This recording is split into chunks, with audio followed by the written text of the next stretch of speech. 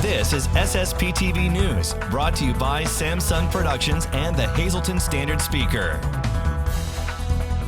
What lies ahead for our area in the new year? Charles McElwee is here with a special 2020 election forecast. Good evening and Happy New Year. Thank you to all of our wonderful viewers for joining us here on this special holiday edition of SSPTV News. I'm John Eric Poli, sitting in for Ken Cara, and now here's today's information from SSPTV and the Hazleton Standard Speaker. The new year means the start of a new decade. It is also the year for one of the most important events. This year marks the highly publicized 2020 presidential election, and tonight we take a look ahead at the possible role that our area could play in the important decision. Here's Lisa Sugart with Charles McElwee.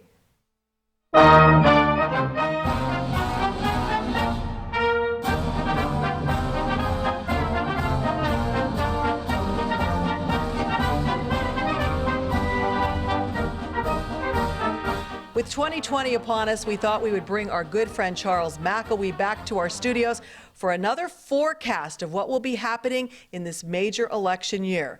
Charles, as you know, is an editor for City Journal at the Manhattan Institute in New York City, and also back in Hazleton from time to time, keeping his hand in things here as well to keep up to date with what's transpiring.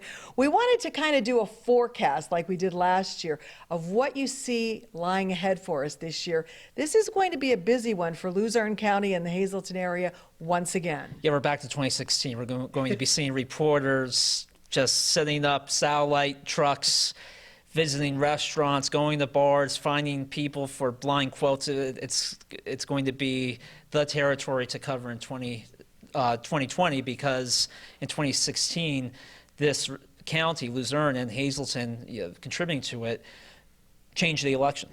The winning margin in Luzerne County in 2016 put Donald Trump over the top in Pennsylvania, which in turn delivered the electoral college votes necessary for him to secure the presidency, the victory. And the question will be, will Luzerne be that same place again, or will it be fighting for a battle of voting margins? And when I say that, I'm saying that suburban Philadelphia in the past 2 years has dramatically turned toward the Democratic Party. Chester County's courthouse is now Democratic for the first time in history, and Chester County dates to the 1700s. Delaware County, their courthouse just went Democrat for the first time since the Civil War. Bucks County, the first time since 1983. What we're seeing is, like in Philadelphia, Democratic mayors have been elected since 1951, when Joseph Clark broke what was then considered the Republican machine, and they've been in control ever since. The question is, are we seeing that in the suburbs, and are people who were formerly moderate Republicans supporting candidates like Mitt Romney, who visited the Bucks in 2012 shortly before the election, are they going to go to the polls and outnumber the people in places like Luzerne County who still support Trump, but perhaps whoever the Democratic nominee may be, and we still do not have no idea who that will be, will suburban Philadelphia and regions like it outnumber those who turn out here? And I'm sure you'll be writing about this as you've done in the past. Yeah, I'll be writing about it, and I really think we're going to just see some continuity, that Luzerne County will no doubt go for Trump again in 2020. Lackawanna County, the question is, will enough people go out to support a Democratic nominee, let's say if it's Joe Biden, who is never shy about promoting his childhood in Greenridge. But because in 2016, Lackawanna County actually barely went for Hillary, and that played as important of a role in Trump's victory as Trump's huge winning margin in Luzerne. The place to study, I think, and I'll be writing about it, is actually the Lehigh Valley, because there were 3 counties that went for Obama in 2012 and then Trump in 2016: Erie, Luzerne, and Northampton County.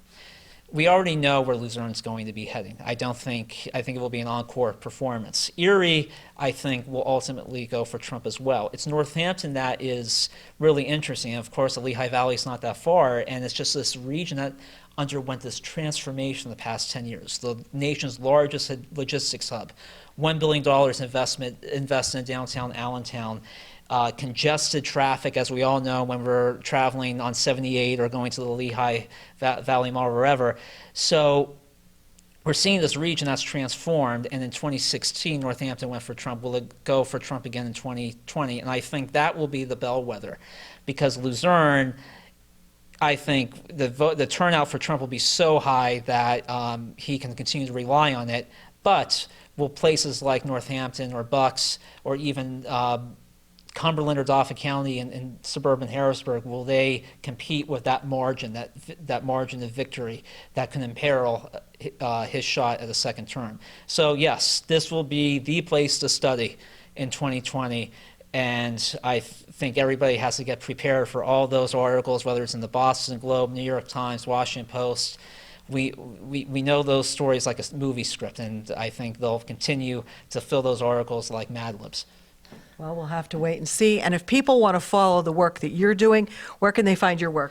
Please visit city-journal.org at the Manhattan Institute, and we're a quarterly magazine, but then a daily website.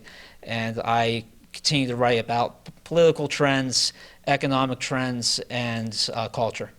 All righty, and we'll have to wait and see what those trends will be in 2020.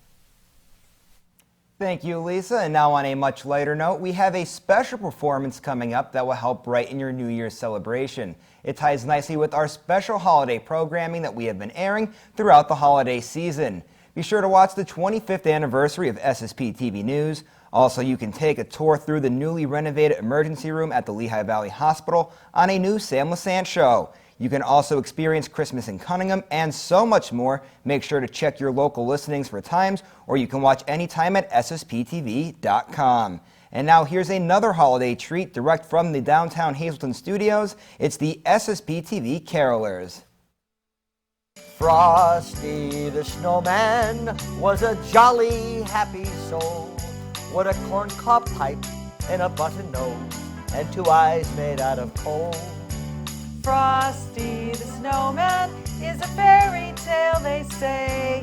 He was made of snow, but the children know how he came to life one day. There must have been some magic in that old silk hat he found. For when they placed it on his head, he began to dance around. Oh, Frosty the Snowman was alive as he could be, and the children say he could laugh and play just the same as you and me. He led them down the streets of town right to the traffic cop. And he only paused a moment when he heard them holler, "Stop!" Oh, Frosty the Snowman had to hurry on his way, but he waved goodbye saying, "Don't you cry, I'll be back again someday." Someday. Merry Christmas, everyone!